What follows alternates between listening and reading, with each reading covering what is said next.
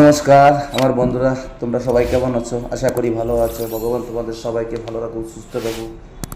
এখন বর্তমানে আমরা আছি 31 মালা উপরে আছি। এইটা হলুদ যে লাগানো আছে এটা হচ্ছে আমাদের বিল্ডিংয়ের আউটসাইডের screen guard, safety screen guard. আমরা এখন ভিতরে আছি। ভিতরে থাকার পরে যে স্ক্রিন গার্ডটা লাগানোর কারণ হচ্ছে কি, এইটা লাগালে এবার সব থেকে সুবিধা হয় এই কারণে বাইরের কোনো জিনিসটা আমরা দেখতে পাই না। আমাদের ভিতরে কোনো সময় একটা ফিলিংও হয় না যে আমরা এত উপরে কাজ করছি কি না। ঠিক আছে, নিজের ব্যক্তিগতভাবে একটা সুন্দর একটা সাহস থাকে, বা আমরা সেই সাহস নিয়ে আমরা কাজ করতে পারি বা করছি। যাই হোক গাইস,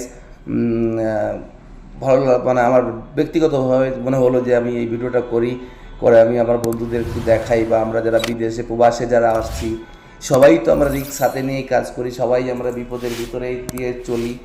যাই হোক, এইসব একটু ভেবে চিন্তে তাই এই ভিডিওটা করলাম।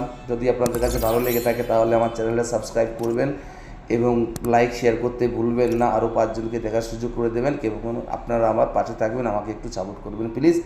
আপনাদের কাছে 2 হাত ধরে অনুরোধ করছি, আপনারা একটু আমার পাশে থাকবেন, আমাকে সাপোর্ট করবেন।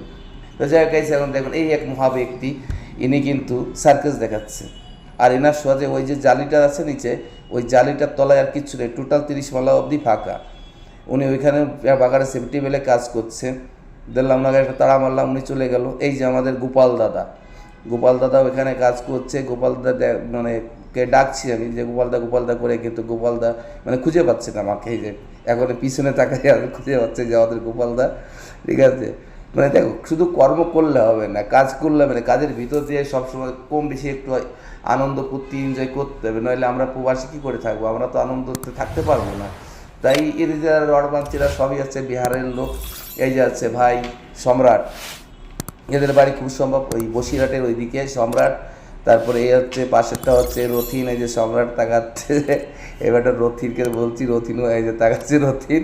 হ্যাঁ, মানে এদের সঙ্গে সত্যি কথা বলতে কি, এদের সঙ্গে কাজ করে না একটা সুন্দর একটা মজা থাকে বা মজা আসে। কি করব, যদিও কোম্পানির জব করি আমি, আমার তো মানে সবার সঙ্গে মানে কথা বলতে গেলে পরে হয় না। বেটা কথা বলতে গেলে হয় না বলতে কি, সবার সঙ্গে আর কি করতে গেলে হয় না। তাহলে লোকে বলে, যেটা আমার ব্যক্তিগত কথা না, লোকে বলে যে সবার সঙ্গে কথা বলতে গেলে নিজের স্ট্যাটাস বলে না, ঘ্যামন ডাউন হয়ে যায়। কিন্তু আমি ওইটা কখনো মনে করি না। আমি জানি আমি প্রবাসে আছি, আমি বিদেশে আছি, আমার ছেলেপেলেদের সঙ্গে আমি কথা বলবো, আর কি একটা আনন্দ ফুর্তি করে আমরা সময় কাটাবো। এইটাই আমি মনে করি সব থেকে বেস্ট আমার জীবনে। তাই আমি সবার সঙ্গে আমার নিজের আপন মনে করে চলি। এই যে আমাদের সুন্দর একটা রাসেল ভাই, হ্যাঁ, এই যে নিচে এই যে সার্জার যে টপের ঢাকনাটা তোলা হচ্ছে, সার্জার রডটা বাঁধা হয়ে গেছে ওকে ঢাকার জন্য। হ্যাঁ, তা যাই হোক না কেন, আমি কিন্তু ওই জিনিসটা কখনো আমি মাইন্ড করি না। আমি সবসময় মনে করি বিদেশে আছি, আমরা সবাই আপন মনে করে থাকবো, নিজের মতো থাকবো, আমরা মিলেমিশে থাকবো। সেই একটা আশা, সেই চিন্তা ভাবনা নিয়েই আমি এদের সঙ্গে কখনো আমি আমার অহংকার দেখাই না যে আমি কোম্পানির সাহেব, আমি এটা, আমি ওটা, আমি সেটা। আর এটা আমার কখনো দরকারও হয় না। আর আমি ঈশ্বরকে বলবো, যতদিন এই লাইনে আসি, এই সিভিল ওয়ার্কারের ভিতরে যতদিন যুক্ত আছি, ভগবান জানতে আমার ভিতরে এই ঘামনটা কখনো দেয় না। আমি যাতে সবার সঙ্গে মিলেমিশে চলতে পারি, মিলেমিশে থাকতে পারি এবং সবাইকে নিজের মনে করে, আপন মনে করে চলতে পারি। ঠিক আছে, এইটাই আমার। তারপর লাস্ট এই যে আমাদের ক্রেনটা একটু সবাইকে দেখাচ্ছি। দেখো আমাদের ক্রেনটা। হ্যাঁ, যাই হোক গাইস, যদি ভিডিওটা আপনাদের কাছে ভালো লাগে থাকে প্লিজ একটু সাপোর্ট করে চ্যানেলটা সাবস্ক্রাইব করে পাশে থাকবেন, লাইক